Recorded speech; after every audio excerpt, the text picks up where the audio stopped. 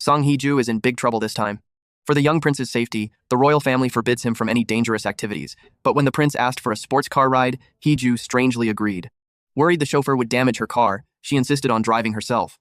At first, with the escort convoy controlling the speed, everything went smoothly, but when the prince made a bolder request, "Can't we go any faster?" Hee-ju accelerated past 60. The prince was having a blast, but just as Hee-ju tried to slow down, the car sped up instead. Thinking she hit the wrong pedal, she tried the brake again, but the speed shot up to 100. About to crash into the escort, she had to swerve away from the convoy. This immediately sent the guards into a panic, but their cars were no match for the sports car, making it nearly impossible to catch up. Fortunately, Hee-ju is a chaebol heiress, so she's used to high-pressure situations. So, she didn't panic. She calmly told the prince to buckle up and close the window. Meanwhile, she expertly weaved the car, avoiding several disastrous collisions. But at this rate, waiting for the car to run out of gas was not an option. Just then, she noticed an overpass to her right, and she immediately and decisively steered towards it. As expected, the overpass had fewer cars, and something that could save them both, the metal guardrail. "Hold on tight, Your Highness." Finally, thanks to the guardrail, the car's speed dropped from 140 to below 120, but the guardrail wasn't endless. As they neared the end of the rail, a gray car suddenly pulled up alongside them and braked to block her car. Finally, with resistance from both sides, the car's speed finally dropped below 60. But they were at the end of the guardrail, so the gray car had to quickly pull away, then stopped sideways in front of her. Clearly, it intended to force a stop through a collision. Thankfully, the plan worked. After pushing the gray car for dozens of meters, the sports car finally came to a halt. As the smoke cleared, Seong Hee-ju looked up with teary eyes. She saw the driver of the gray car. It was none other than the prince's uncle, her fiancé, Grand Prince Lian, and his appearance here was thanks to Hee-ju's playful request last night. After their kiss against the wall, Hee-ju thought Lian had fallen for her, but then he suddenly whispered in her ear, "I think there's a hidden camera." Hearing this, Hee-ju was a bit disappointed, but she quickly realized something more important. Was the camera capturing her right side? So, to get a better photo, she not only adjusted her angle, but also asked the prince to kiss her again. Soon, photos of their kiss went viral, officially confirming their relationship, but this led to an emergency cabinet meeting to handle the royal scandal. During the meeting, the Queen Dowager's father demanded that Lian announce their relationship was just an act. Lian already had a counterplan for this. It involved his close friend, Prime Minister Min. He would explain that for the royal family's reputation, they had to acknowledge the relationship. However, he didn't expect that Prime Minister Min would add a condition. "You must firmly state that you cannot marry." What surprised Lian even more was that he also demanded Lian move back to the palace to avoid rumors of them living together, because earlier, to ensure Hee-ju's safety, Lian had brought her to his villa. Lian still didn't understand why Prime Minister Min had turned on him, but soon, he would see the light. Worried Hee-ju would be upset by the no-marriage announcement, he returned to the villa right after the meeting. Unexpectedly, Hee-ju didn't mind at all. She even suggested ways to speed up their fake marriage, like getting caught at a hotel or having a shotgun wedding. But she didn't know that the moment she licked her lips, Lian was completely mesmerized. He couldn't help but gulp repeatedly. So, when Hee-ju asked to speed things up, he agreed without a second thought. He just never imagined someone could be this bold. Because you're so radiant. And what he never expected was that Hee-ju's idea of speeding things up was taking him to a baseball game. She even got him an oversized fan jersey. This left Lian completely bewildered. As a royal, he couldn't just wear branded clothing.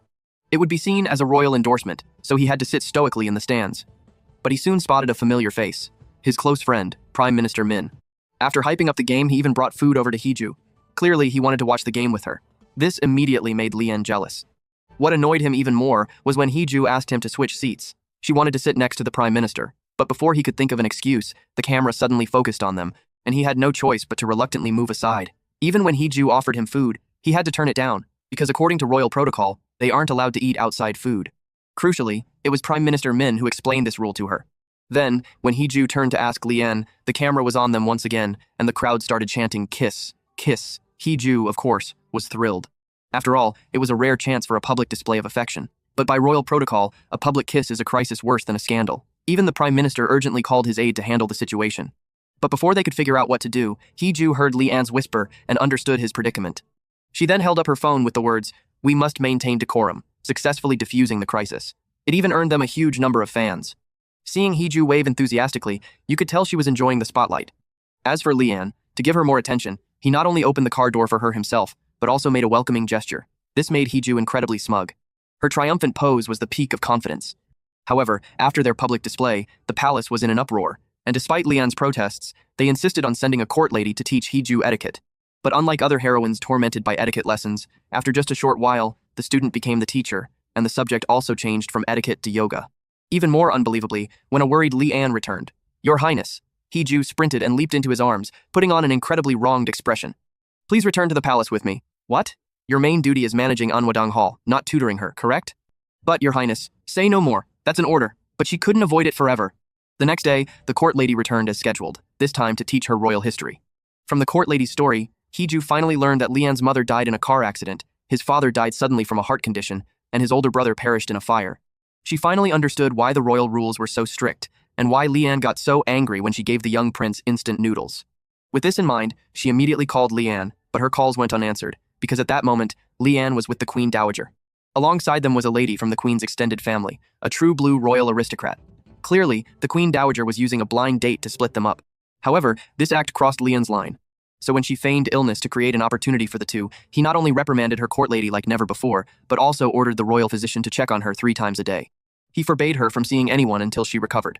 But to save the Queen Dowager's face, he still agreed to meet the lady privately. Later, feeling both angry and guilty towards Hee-ju, his aide handed him his phone, reporting that Hee-ju had called him 3 times. And when he called back, Hee-ju said something very serious, something that moved him deeply. Your Highness, I'll only say this once, so listen carefully.